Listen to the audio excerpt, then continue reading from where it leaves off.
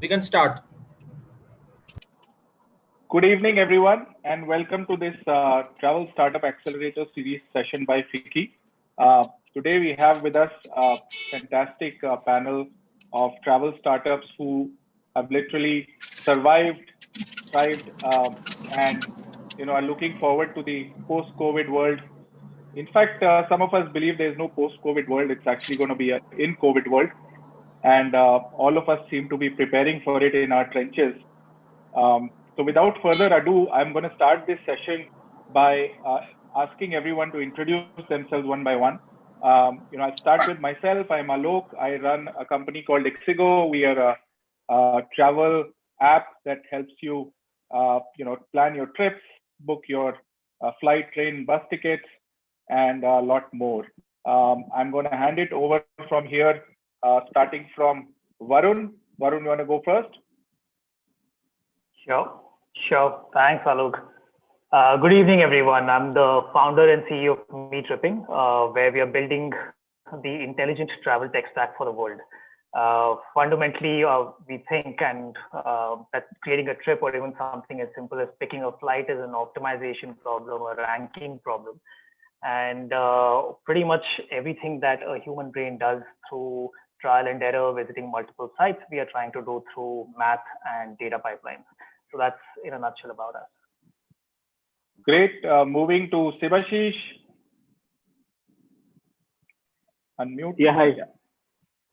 This is Sibashish, founder of Booking Genie, and we help hotels to get more and more direct bookings and also to reduce their cost of acquisition.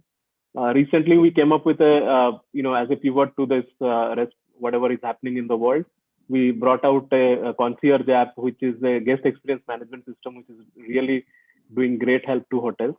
And in January, just before the COVID, we raised $1 million of funding from Singapore Angel and Mumbai Angel, and look forward for scaling of this company. We started in 2017, and I'm grateful to FICCI because 2018 we were featured as one of the best startup in FICCI technology.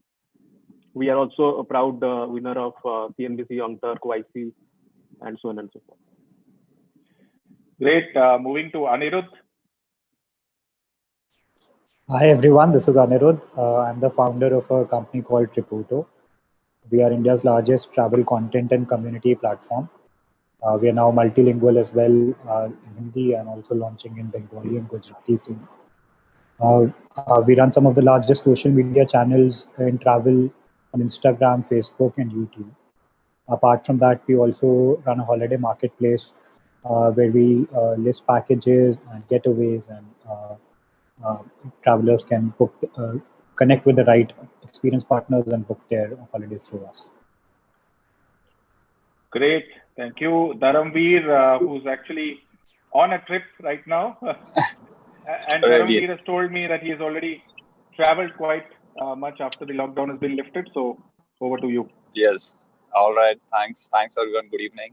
And in fact, I'm also planning to do a big road trip actually. And the idea is to inspire more people to, you can travel safely if you take the precautions. So I'm Dharamveer. I'm a co-founder and CEO at Zostel. It's India's first and largest chain of backpacker hostels.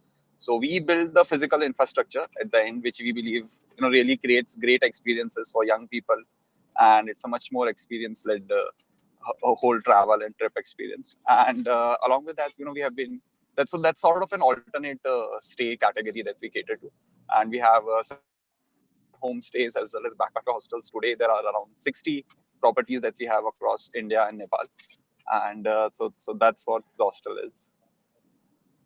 Great. Moving to Chitra. Good evening, everybody. I'm Chitra.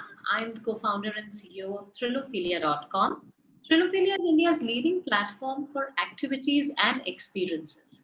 So typically an activity or an experience could be a day sightseeing tour, it could be a day hike, it could be a camp night, it could be a stay experience, or it could even be a longer Himalayan trek experience. So that's pretty much the domain that we are into. And on the platform, we have more than 15,000 experiences now, spread across India as well as Asia. A couple of Southeast Asia countries are doing very well on the platform. That's a small gist. Great. Over to you, Tyagarajan.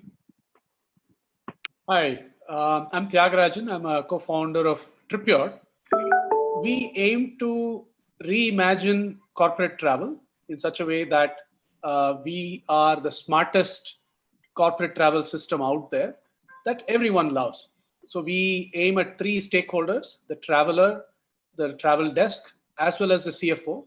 And in the end, we make the entire ecosystem happy with the AI-enabled solution that we have built. Awesome. Great. We've got a really diverse bunch of businesses here across activities, hospitality, trip planning, destination experiences. So, I think the first question I want to really address is the most obvious one, which is, we've all been deeply impacted by COVID. There were several months without any business at all. And I hope that for most of you, it has started to come back in some shape or form. So let's talk about how you have become more Atmanirbhar during this time, because honestly, none of us got any government support, as we all know. So most of us were on our own to fend for ourselves and literally create our own road and pave our own road to the future.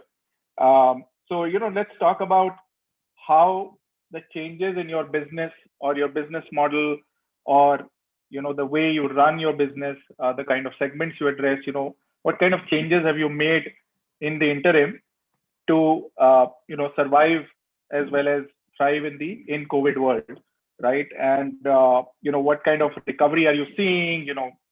What's your expectation? Let's cover all of that. I'm going to give each of you about 5 minutes to talk about, this segment. Starting with you again, Varun. Sure. It's been, as I think you were saying before we started this panel, it's been an interesting period, right? I think in March, everyone underestimated where things would be. Slowly things unfold, and I think everyone had to redevise their strategies. We were in an interesting phase. When we were in Feb and March, we were intending to be profitable by exactly around this date. September 30th was the target to be profitable. We had a lot of large contracts. We had pretty much everything going in our favor at that point in time.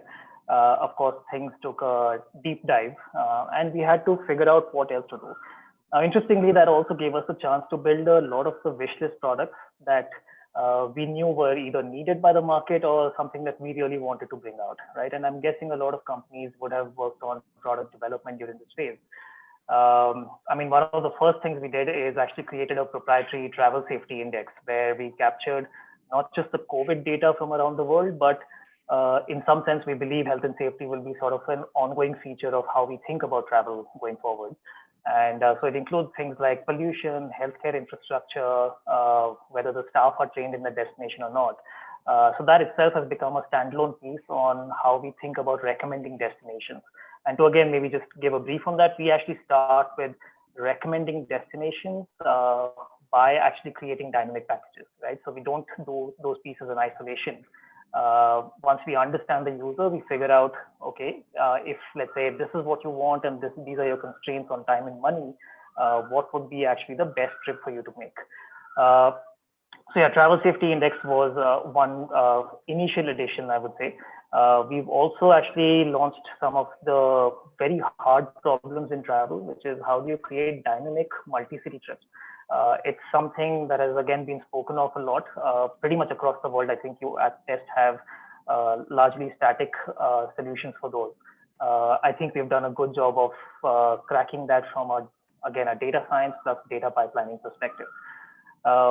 One very big thing that we're super excited and positive about is actually a Shopify type experience to have travel agents get a plug-and-play solution for building trips more efficiently. So we started our B2B journey about 2 years back. We worked with Akbar, Thomas Cook and SATC, GRN Connect, Savari, Travel Yari, and a bunch of other companies. What we realized is that often when, if you want to package, let's say, to a Bangkok or Pattaya or Phuket, everyone's got their hands up, right? Saying, okay, this is something we'll field easily. The moment you ask them for something that's even slightly off center, which is something like a Chiang Mai or Chiang Rai, the travel agents are completely at sea. In our product, you could essentially do that in about 60 seconds, generate PDFs, etc., and send that to a client. So this was again follow through from, let's say, a large company business where large companies already wanted this product. So we had validated that, and we said, okay, what's the difference between large and small? The process is largely similar in how they work. So we're helping them create essentially personalized trips for different people, just in maybe 1/50th of the time. So as a percentage of pre-COVID levels in your business, where are you at today? Yeah, so in fact, this is the first month, September, where we've seen meaningful revenue. So we've gotten to about, let's say, about 30% of where we were pre-COVID. But in October, we do expect to get to 100% of where we were in terms of pre-COVID levels. And for this year, for a startup, I guess it's not a question so much about recovery of the industry. That's probably a matter of concern for larger incumbents. For us is how much can we deliver on our own growth aspirations, and there I think we'll fall short, right? We'll fall at about maybe 30 to 40% of what we thought we'd deliver this year. But I guess that's just fair game. Just hang in there. So we'll move to Sivashish. Yeah. So I'll share my the question you asked last, and let me begin that with now. First, for me, that will be like we today are around 50% of the pre-COVID, if you can say, of February month that we have arrived. And hotel as far as the number of hotels that we serve today around 3,000. So they have picked up around 30% occupancy, as we speak, which will be, you would also validate from your data also. COVID has been a kind of a blessing for us, if I can say, because the founder story for us in January was revenue, chasing revenue, and more scaling and getting more revenue month on month, and reaching at a certain million revenue at the end of 18 months. However, we had a long plan to launch a product in August 2021. So I'm happy to tell you that within this, when March, I had prudent advisors and investors, those who could anticipate that, till October, there will be nothing happening in terms of a travel space today. And therefore, we took a huge decision in terms of, cash conservation and focusing on more on the technology product side, which we did fairly well. I'm happy to tell you that we almost preponed that product launch from 21 August to 20 August. So this has been done and been piloted with over 100 customers on a testing, and then it will be launched maybe in next month as we speak. What's this product about? So this is again interesting that before COVID only we could anticipate that tomorrow travel will be touchless, contactless and everything. So we are talking of an app completely concierge, which was there on the drawing board, but we said, after we chase this revenue and then we will get into those areas. So we had a belief that a bellboy can check you in the hotel and a housekeeping guy check you out. You don't have to talk to anyone. This is part of my pitch deck in January when COVID was not there. And that product actually we build it up with more now knowledge of this Great. Safety and I'll come back to you, Sivashish. We are running short, so let's move to Anirudh. Yeah, so I think in terms of business, we are back to around 30 to 35% in September of where we were pre-COVID. In terms of how the lessons have been, I think when COVID hit, or actually when the lockdown hit, so I think we had started seeing signs. So actually one of our investors is in Hong Kong, and he could give us good insights about what's happening in China, because that was the first country to be hit with COVID. And I think in early March, we were in denial because people were still traveling internationally and we did not see any impact on the business. But by March end, just before the lockdown, we had realized that there's going to be a significant hit. And I think as entrepreneurs, we are optimists, but we had good advice, and we were told to plan for the long haul and cut costs accordingly. So one of the hardest decisions we took in March was to move to a leaner team, and we completely shut down marketing to reduce our cost to 30 to 40% of what it was pre-COVID. I think that was the first step, the hard step that we took.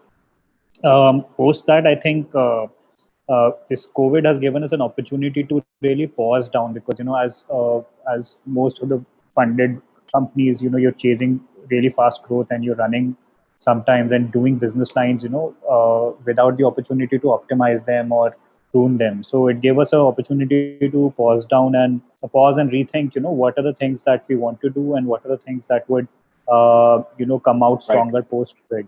And I think some of the areas where we've started seeing, for example, the self-drive getaways, that is something that travelers, there's a huge demand uptake from metros there.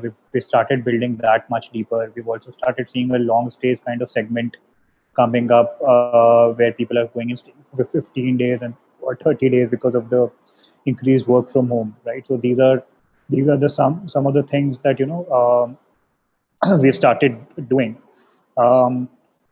And I think we've just learned to be more in the present rather than chasing the future.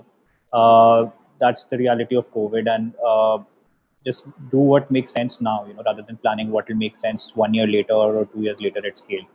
So these are some of the changes we have implemented. Full recovery, I don't think till international recovers, we will have full business recovery, or unless the travel world really changes. So that still is a question mark. So are you fundamentally going to focus more on domestic for the next 1 year? Is that something? Yes, right now we are going much deeper into domestic. I'll probably talk about it the next round of questions. But yeah, I mean, that's been a big change compared to. Got it. Thanks. Moving to Tyagarajan. Yeah. How has Tripper been recovering? Yeah. So in our case, this has been obviously an experience of a lifetime. You wouldn't get this kind of experience. Well, all of us, man. Right. So it's that way. It's been amazing. But we learned a lot. We had to take strict measures in terms of cost cutting. That's one thing that we did. But in hindsight, we believe we could have cut even more early on, because we did it in 2 phases. Instead, we could have probably done it in 1 phase. But that's something that you learn. And apart from cost cutting, we also took it as an opportunity to catch up on our roadmap, right? So for a couple of months, travel was completely shut down. Our customers were not bothering us about this issue, that issue, and so on. So it was an opportunity for us to go ahead and develop roadmap items that we always wanted to build. So we built some cool features during that time. Yeah. And that became very useful later to acquire 1 or 2 customers, right? So that is one thing we did. And apart from that, we also tried a little bit of a pivot from travel. We also tried out an adjacent product in the form of GST reconciliation. In corporate travel, GST reconciliation is a big problem. A lot of people had been telling us. So we thought we'll try our hand at that. And that had pretty good reception when we built the product as well. So these were some of the things that we did during the first 3-4 months. And the business has started coming back slowly. It's not as good as most of you. I envy the numbers that you guys are talking about. Because of corporate travel, there is a lot of restrictions still. So we are still at 10% of what we were pre-COVID. So it's been very, very slow to come back. But September was a pretty good month relative to the previous months. 10% itself is a big number for us. So and your business is all corporate travel? Yeah, we do exclusively corporate travel. So we serve corporates as our customers to manage all their travel analytics around it, in optimization and stuff like that. And in terms of recovery, we see recovery happening over a longer period because of our segment, let's say micro segment of corporate travel. So we believe it will take another year at least for us to see travel that was like pre-COVID. Because in corporate environment, people are cutting costs. They're all getting used to Zoom like we are doing right now. So we expect corporates to cut back, employees to push back on travel and so on. So recovery is going to be slow. So we are gearing up for it, looking at some alternative means of revenue around travel, apart from corporate travel as well. Got it. Moving to Chitra. Yep. So I think one of the things that everybody said was true with us also. We did cost cutting quite early on. In the month of March itself, we went for cost cutting. And I didn't happen to lay off the team because I think for me the most important thing was the team. All of us took a major pay cut. Almost the entire team and the core team took a big pay cut, which allowed us to have the entire team intact. And that helped us to do a lot of other things. So the entire team showed good agility. And I think these times are a test of how dynamically can we change to the changing scenarios.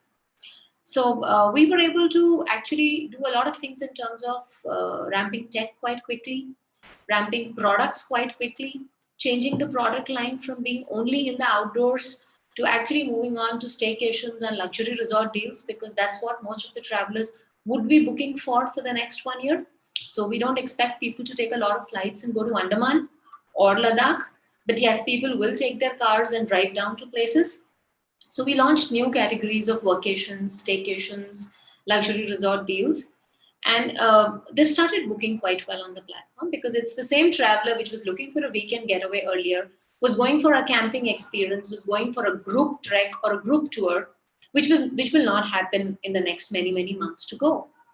We've launched a new category of privatized treks. So the Himalayan treks are still happening. People are still excited to do them, but instead of doing them in the form of join a group, they're doing it in the form of their own small private group. SOPs have changed quite significantly for the vendors and operators. We've gotten a lot of safety and hygiene guidelines. My outdoor team is working quite aggressively. So we have outdoor folks based across all our major destinations, and they're meeting operators, doing new guidelines, new SOPs, so that we can ensure safety as we get back into the camping sales and as we get back into the real outdoor piece. And we've started seeing traction on that. I think next month we should be able to get back to the real outdoors. But for now, September, we've been able to reach around 25% of our revenues through the alternate product lines. You're on mute. Thanks, Chitra. Did you also consider, virtual experiences? We saw a lot of companies kind of going into adjacencies. And I just read today that even Amazon has launched something in the US for virtual experiences. So is that something you all considered during this phase? I did consider that. We had even conducted a small survey on our existing customer database. But we were getting the same feedback that, the paying capacity for a virtual experience was not there for the Indian customer, especially in the space of travel. I mean, the real high comes when you do the activity or when you be there, when you see the nature and you experience it, which is not coming in with that. And there's enough free content on YouTube for people to get a feel of it. So we finally decided to not launch it. Got it. Great. So moving to Dharamveer, how is Hostel faring in the COVID crisis? Yeah, sure. So I think in September, it's mostly like as others also said, September is the month that has at least given us hopes that the normal won't be that far away. Maybe it will reach there sometime soon. There will be light at the end of the tunnel. So we are now approaching close to 20 to 25% levels. Not the worst and not the best. I think hearing others out. So we are at close to 20 to 25% right now. And the real reason that I think, we have also reached this 20 to 25 is because actually, in fact, we did, position the products differently. We do have this physical infrastructure at the end of the day. And so now because of this whole remote work, we made sure that all of our properties are a bit more equipped as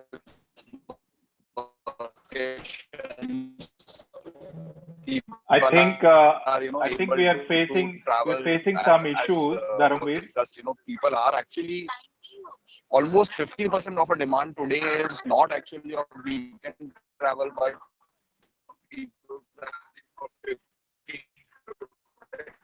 days. So Dharamveer, I think there is a issue in the connection. We'll come back to you when you have a more stable connection. We will come back to you. Okay. But I'm going to move to the next segment right now. So we have... Yeah. Okay. Thanks. I will come back to you when you are in a more stable zone. Let's move to the next segment. To 20 to 25%. And, okay, I think there was some lag there. the long term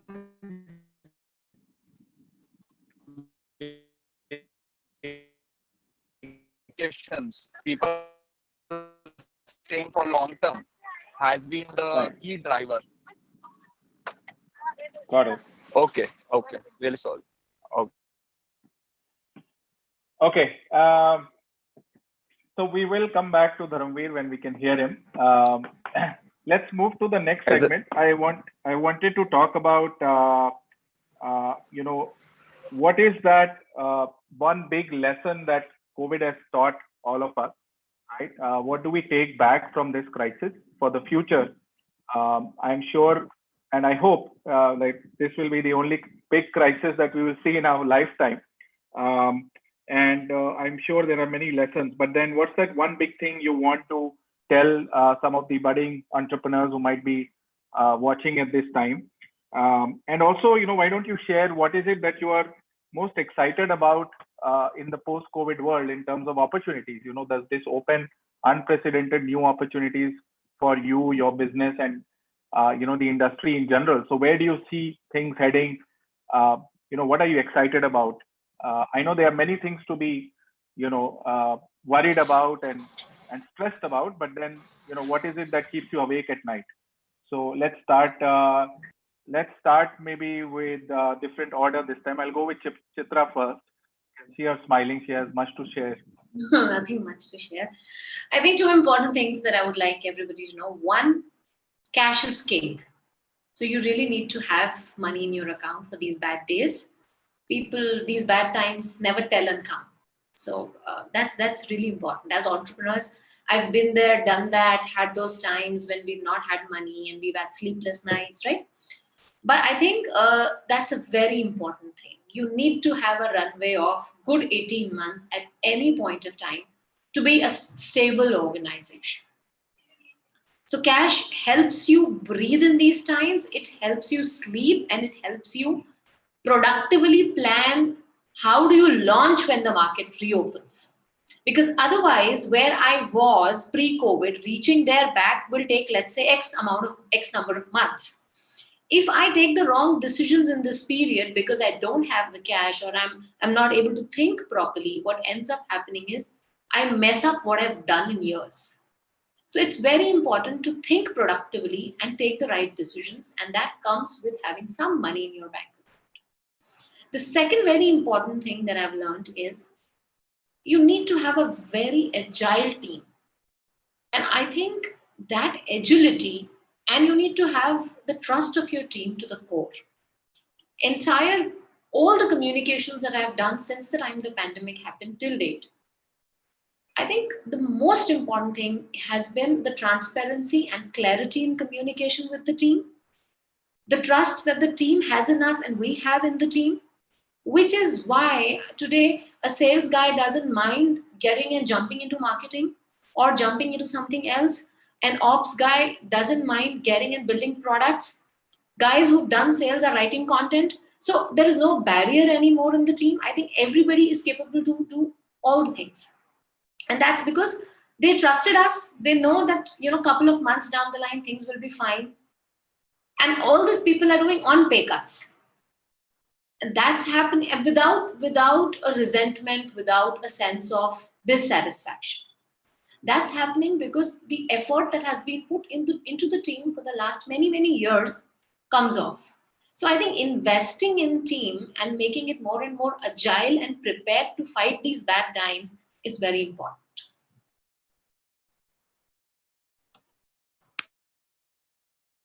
Thank you, Chitra. Very well said. We'll move now to Anirudh. Big lesson.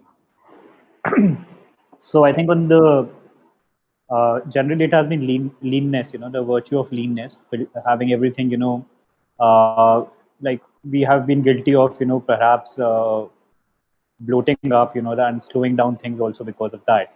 And I think what we are realizing is that lean teams can get things done much more efficiently with lesser layers of bureaucracy. Also with work from home environment and the tough situation where everyone has been, where teams have taken salary cuts for long durations. I think the trust level has increased significantly among teams. I think we know that everyone who is now in the company is there for the long haul because they've seen through a really, really tough time. So these are some of the positives I take away, and the lesson is that sometimes lean teams can outperform bigger teams, and you need to focus on areas which are doing well for you and build very leanly and profitably around that. That is one lesson. What I'm excited about is, I think one is the depth of domestic travel. I think as a platform, we used to cater to a lot of travelers that were looking for something new or something offbeat. I think that market has really shot up now. International travel options are closed, and people are going deeper and deeper into what are the kind of travel options that can happen domestically, and that will boost domestic tourism also in offbeat locations. Thirdly, I think the multilingual opportunity for us, we've seen a huge jump in the growth of content consumption in local languages, and we plan to double down on that. So I think that's a large untapped opportunity that we have had time to focus on and see the rewards of that, early rewards of that. And lastly, I think the newer forms of travel that are emerging, like I think self-drive has become so big now, or drivable getaways has become so big now. As Dharam was also mentioning, long stays is something that is really picked up because people are working from home and they're thinking that why can't I go into the hills and work there for 15 days or 30 days. So newer travel opportunities or caravan, people have started taking, still early days with caravans and traveling, right? So there are a lot of new travel opportunities that have come up, largely domestic. And yeah, I think there's a lot to look forward in the future. Right. Devashish. Yeah, I'll begin with what excites me in future is, being a technology and deep tech technology company. So I believe adoption of technology will increase, and all these hoteliers and travelers both will be mobile driven, and everything they would love to do over a mobile devices. The learning I would add to Chitra, those two, are my favorite also, what Chitra mentioned about the runway and, agile team. But yeah, constant communication helped me in coping up with this period. And it was constant communication with my investors, mentors, and team. We had large number of virtual, town halls. In fact, for me, it was beyond paycheck cut. It was many youngsters because I am from a small town, Bhubaneswar. So I believe we are one of the fastest growing startup from a C-class city like Bhubaneswar. So we have couple of people, though young people who stayed with their parents, like 25, 26 years of old. They all these 5 months kind of they forfeited their salary. I mean, they completely worked on a no salary basis from their own side. They voluntarily said not to take any salary until we receive at least 60-70% of the revenue that we ended with. And I'm so blessed to have this kind of team. And this will not be built in overnight. So like Chitra said about agility, you have to build from the beginning or day one. That culture has to come. Great. Very well said. I think this has been a time where everybody figures out, that the team is where it all ends and where it all begins, right? Yeah. So, having a team that stands by you in difficult times, is something that is to be cherished. And I hope things come back and everybody also sees the fruits of that for all of you. Moving to Varun, quickly your top lessons / learnings, and secondly, what are you excited about? Sure. A couple of learnings, I guess. One is empathy matters, right? So just extending on the theme of team, I think So we didn't institute any forced pay cuts. It was entirely voluntary, and in fact, we overshot our targets of pay cuts by about 50% because it was voluntary. So much so that I actually told some people to take a lesser pay cut so that it's more equitable across everyone. And that actually played out across all people. In fact, more than me checking in with investors, investors were checking with me saying, "Hey, are you okay?" Right? And I think empathy plays both ways. So it's not that as CEO you just owe it to your team, but I think the ecosystem sort of comes together when stuff like this happens. So that's good to see. The second for me, and maybe on a lighter note, is I discovered that working from home is possible and very doable. I was a big sort of proponent of getting people into office, despite having a pure engineering team, and that always saw some pushback. But it's been a bit of a revelation to me that we could actually work well from office, so much so that during this phase, in fact, apart from going from pay cuts, so in fact, we did something weird. We were on pay cuts on one end with the entire team that we had, plus we added about another 5 people to the team. Right. So at that point, and I still haven't seen those people in person apart from doing Zoom calls and so on. So it's been actually an interesting experience of working from home, and which is why we probably continue this into 2021. What we're excited about is, I guess, like a product company like Subhashish mentioned as well, is I think technology adoption is increasing despite whatever has happened. Those who think they will get through this crisis are actually looking at investing in travel, right? Of course, there are enough who are either on the edge, don't know if they'll outlast this crisis or not, and those who've actually already moved out of this entire industry, right? Said, okay, let me find alternate vocations. So those I think that sort of, let's say, to use it casually, the cleanup is sort of done. But those who still remain, I think, will look at investing in technology, will look at doing more with it. Our focus remains on final sort of, let's say, delight in terms of what people can do through technology. And I think a lot of us here have had similar thoughts at least. So we'll continue down that path. And I think, well, let's hope for the best, I guess. Great. So yeah, technology definitely, what we are seeing is that adoption of online as a channel, when I look at our flight and train business, we are actually bouncing back faster than the overall market. And the reason is that there's a lot of offline demand that's moving online, right? So it's fairly obvious that there will be beneficiaries among many of us here. And with that, I'm moving back to Tyag. Yeah. So with this crisis, the biggest learning for me has been about introspection, the value of introspection, right? So normally in our everyday life, we are all running on a treadmill. We don't have time to stop and think about what is important, what is not important. So that has been the biggest revelation for me, both in the personal life as well as in the professional life. You start questioning the assumptions that you make in life, and you get amazing answers. We took commute for granted, that you have to commute. Now you don't commute, right? And similarly, you assume certain expenses are extremely important for the company, but then during pandemic, you start questioning and realize it's not important. So that has been the biggest thing for us, and it helped us prioritize what is important, what is not, and we learned to cut what is not important, right? And from the other side, which is from customer perspective also, this is the same thing that we are seeing. They are also realizing some of the travel that they were doing, since we are in business travel, they realize it's not important. They are cutting.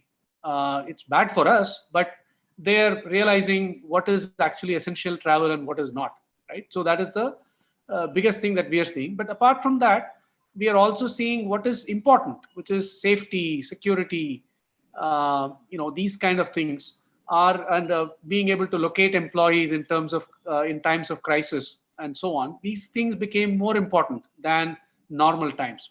So these were the learnings for us in terms of what we are excited about going forward.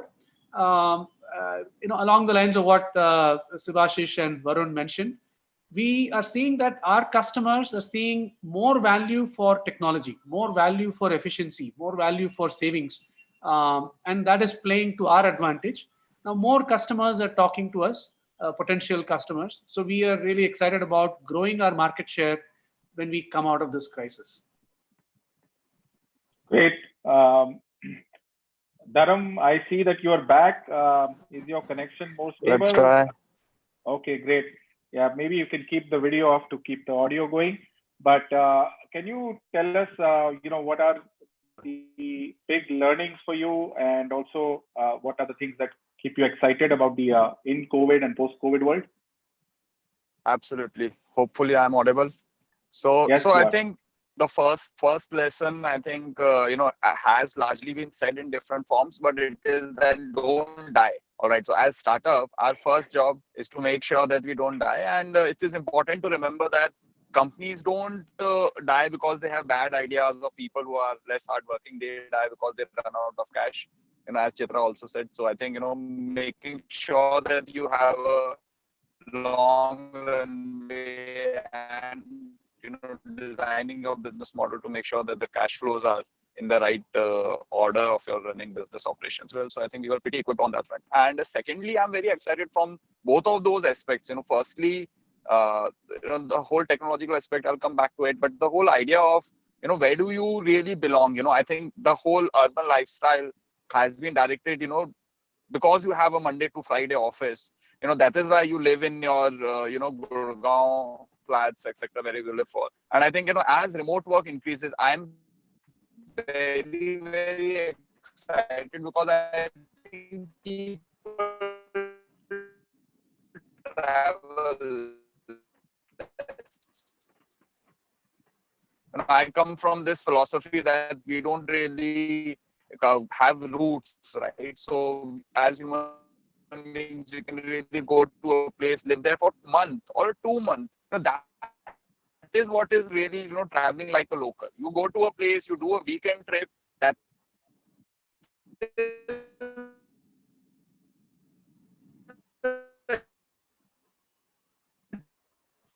checklist. All right, you can't really, tell yourself that I really just checked it off. To really observe the soul of 700 plus districts have their own unique identities, and that place operates in that sense. Chowka, the eastern parts of have a freedom to travel. That all right, I can travel over there. And that's the thing that I'm really excited about.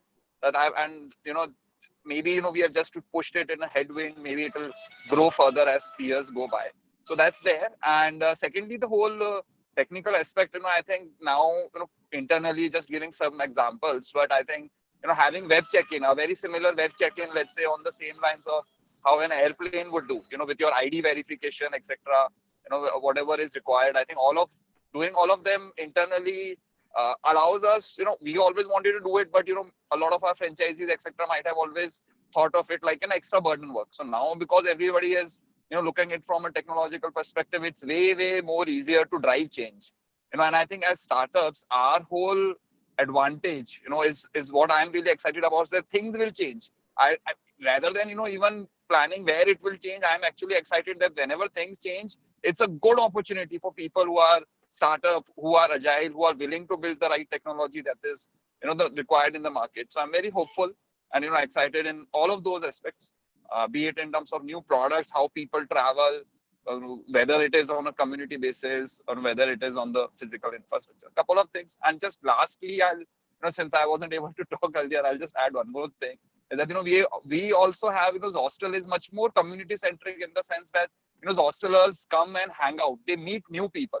Our whole idea is to, help you make new friends, and there's no real value that you can put to it. You can have money to stay in a Taj, but you won't find a new friend over there. That will happen in a backpacker hostel per se. So I think as soon as that becomes secluded, all of us got closed down in our own quarters, etc. So we were very sad in the sense that even when things turn out well, how soon will the community be able to serendipitously and fearlessly meet new people? So we actually created this, you earlier discussed as well, a digital world called as Zo.xyz. It's a 5-letter domain, and what is really happening over there is, even today, every night there are people who are hanging out till 2 a.m., 3 a.m. They are doing these online bonfire sessions, and it is not video. The idea is, video gives you and puts you on a different platform. It's all your virtual avatars, it's all your virtual IDs, it's all these people meeting and playing different board games together, but always being connected through audio. I think audio itself transports you. Right now you guys can't see me, but you can feel my emotions. So I think audio itself, does a certain. So I'm hopeful that, let's say technology, this deeper smartphone penetration hopefully the larger corners of India keep becoming safer to travel, and we all hopefully contribute much more towards it. Great. Yeah, I think we are all waiting for the great travel bounce back, as they call it. That should give all our businesses some immense tailwinds in the next 6 to 12 months. I guess all of us are kind of fed up sitting at home, and most of our customers are as well. And we have ample proof that you may be on the road and you may love road trips, but you need a very stable connection to make these virtual meetings really work. So Right. rest assured, Tyagarajan, your business will come back. I don't foresee a world where Zoom conferences are the only way we end up meeting. It will be a very sad world if that is the world we'll end up living in. Absolutely. So with that, I'm coming to the last segment, and essentially I just wanted, 1 or 2 minutes max per participant on, when do you see things coming back to anything that look close to normalcy, right? In your mind, you must have thought of a certain time horizon, told your team that, look, this is how long it's going to take. And I know it's very tough. My team keeps asking me this and I don't really have good answers, but I wanted to see how you guys are thinking about at least your business and your space. So we'll start with you, Tyagarajan, this time. This will be the harder one, I think, corporate travel. When do you see it coming back to anywhere close to normalcy? Yeah. So when it comes to reality, let's say what happens outside, let's say consumer sentiment, if you will, I see outside in Bangalore and things are as busy as ever. Things are back to normal. If you go out on the streets in Bangalore, you will see that there are traffic jams and people are crowded in marketplaces, restaurants and whatnot, right?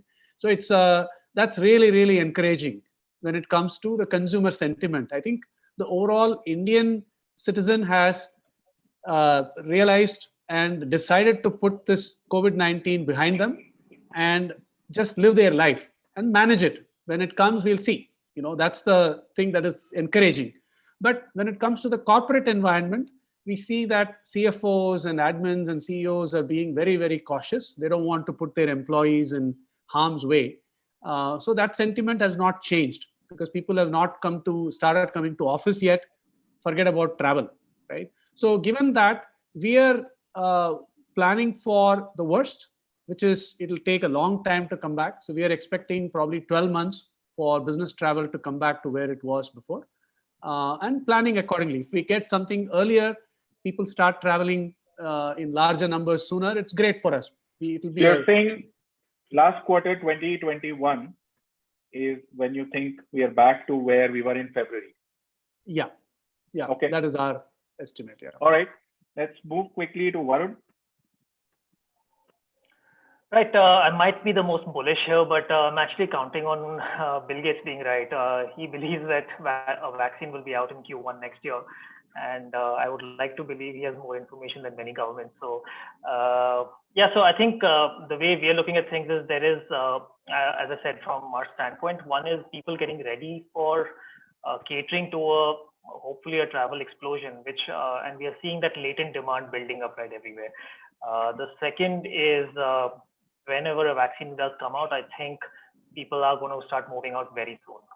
International travel, my expectation is, despite whatever the COVID situation is, despite whatever the vaccine situation also might be, my guess is international travel will also open up significantly by December, January. I think we are placing our bets that way. We'll see what really happens, I guess. Sounds good. Sivashish? Yeah, so I think two things here. One is my company as far as the revenue is concerned. So I think we will touch back those kind of revenue by end of November.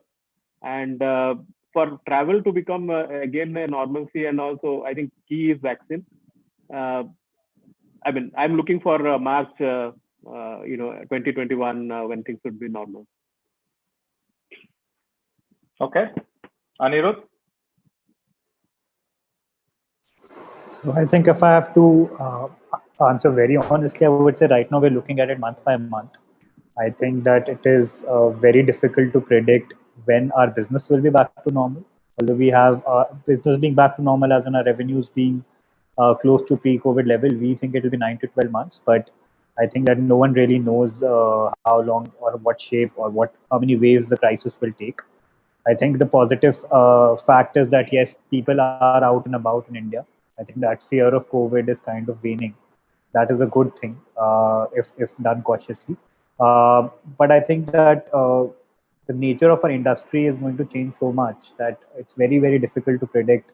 And I think we are personally taking it as month by month and evolving as we go along. Great. Chitra? So I think it's a new normal now. We will not have the same things that we used to see in February 2020 very soon, honestly speaking. Maybe we hit back our 100% of revenues in a couple of months, could be 3 months, 6 months. It all depends. But the entire travel spectrum will not be normal in a matter of 6 months. It is all changed as per the new normal. Traveler preferences have changed. The way they are traveling has changed. The places they're going to has changed. Everything has changed. In fact, you'll see a survey that I'm launching tomorrow or day after, which will talk a lot about the traveler choices in the new normal world. And I think, like Anirudh said, it's not easy to predict this. Every sector will recover to its normal numbers in different time zones. But yes, we have started seeing good recovery. And in a matter of 3 to 4 months, we will have more promising signs. Great. Dharam? Yeah, so our properties, the supply is opening up. So I think I wasn't able to discuss the numbers also earlier perfectly well. So when will We are close hotels to come back 25. to 100% of pre-COVID in India, domestic?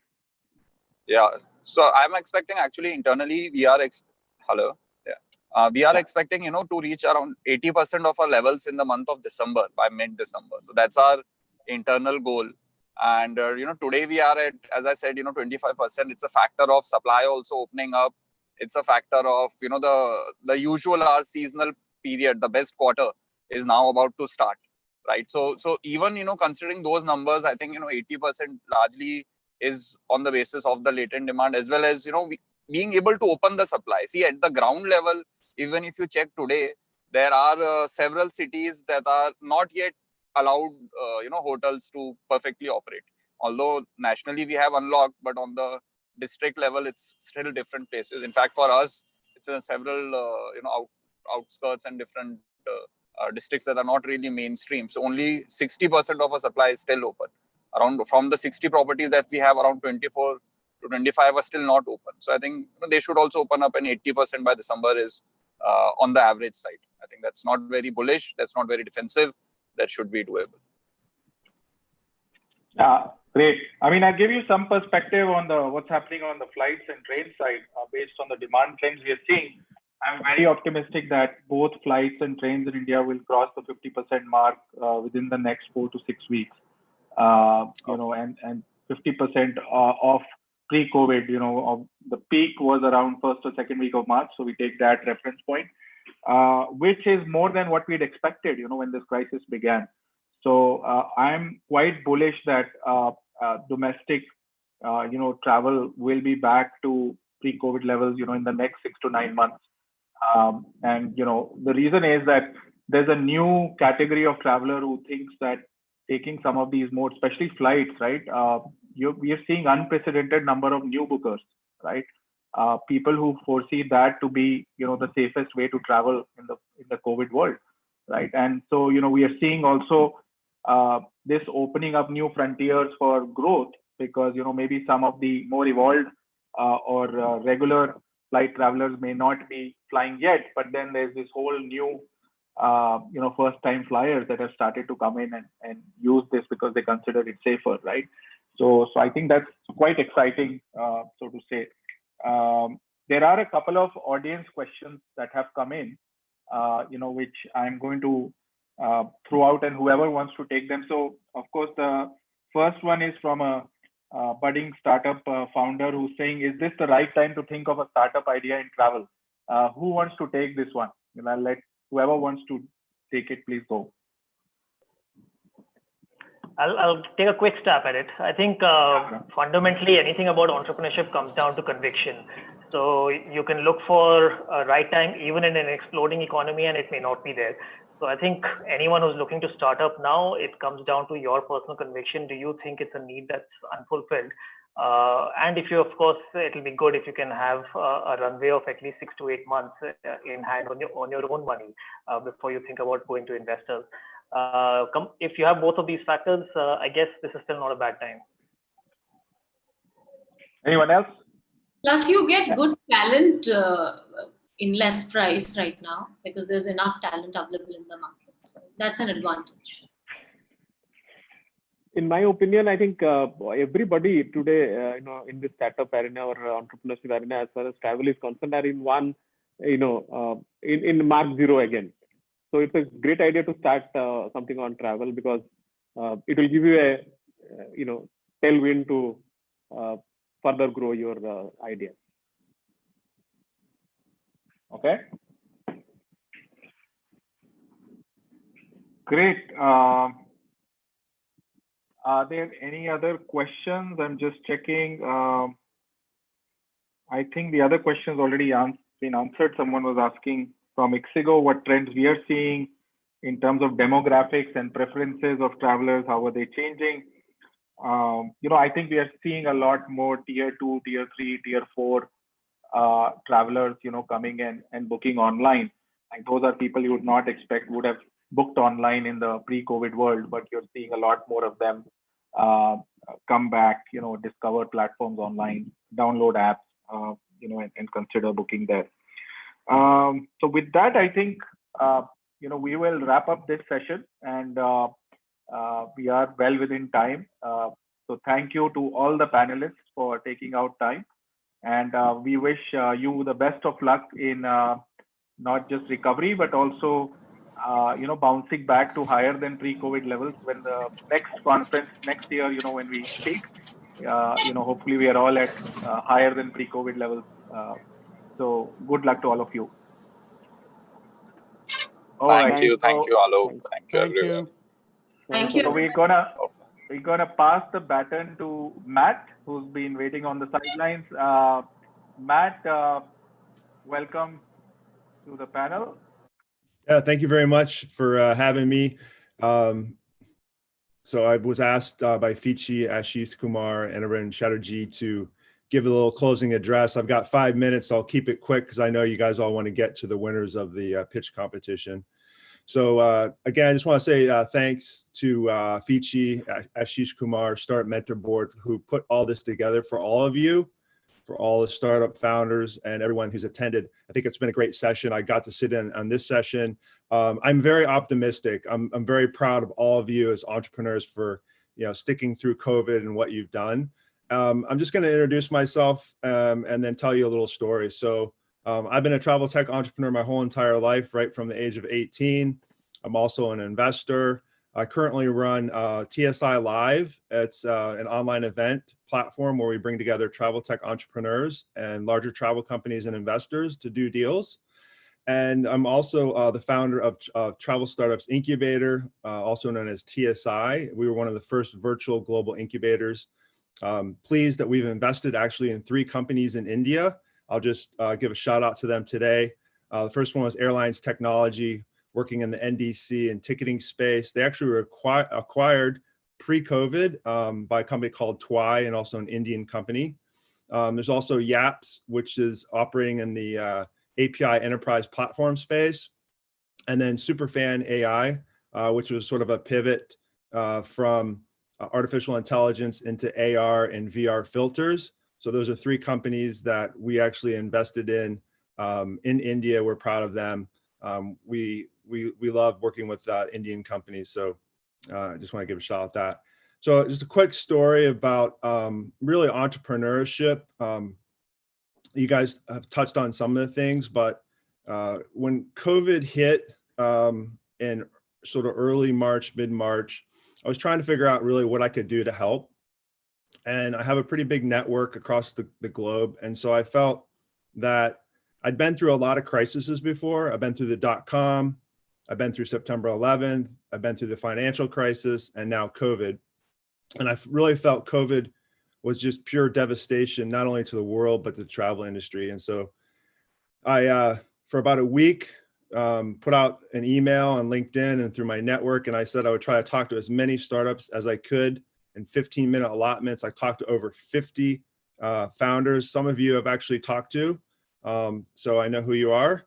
And my takeaway from all of that was that I became very optimistic, right?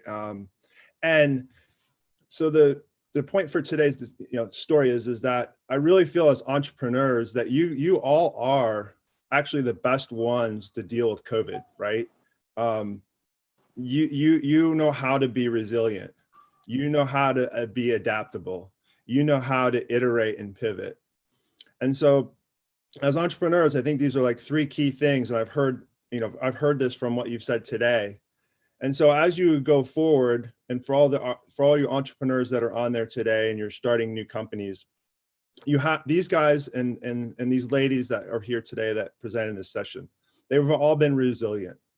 They've all learned how to adapt. And then finally, talking about iteration and is iteration and pivoting and trying to figure out how things to do.